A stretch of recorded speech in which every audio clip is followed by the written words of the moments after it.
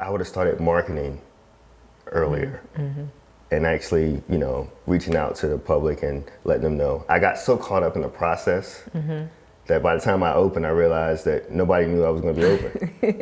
Right? Yeah. So, but as far as to answer your question about capital. But how do you think that would have changed? Well, it would have been. Because not having it made you hungrier. Yes, it did. Yes, it did. Yes.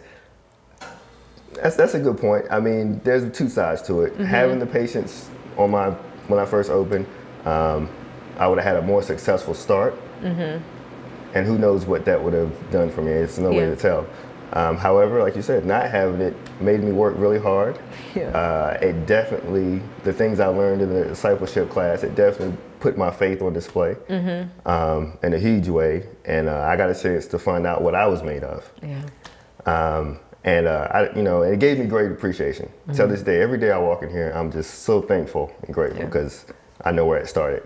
But from a capital standpoint, I would say that today with technology, you're able to do more with less in a startup. And a lot of times if you have a good mentor or someone that you know in business, consult with them. The problem is we as people feel like we have to be on the island all the time. You know, we have a hard time talking or just asking somebody for help. And I know I had that problem. I observed a lot, but I figured in my mind, if I was to ask them this question, that they would tell me no, or they wouldn't want to answer it for me. You know, you think these things all in your head, like, oh, they're going to not want to help me. You know, they're thinking I'm stealing their idea. When really, you have resources out there where someone can tell you, hey, you don't need that. You don't need to do that yet. And so that would have changed things for me because I had invested in some equipment and things that I could have waited for. It's like, you know, at the end of the day, if I don't have any patients, I don't need a whole bunch of rehab equipment for someone not doing rehab yet. Right.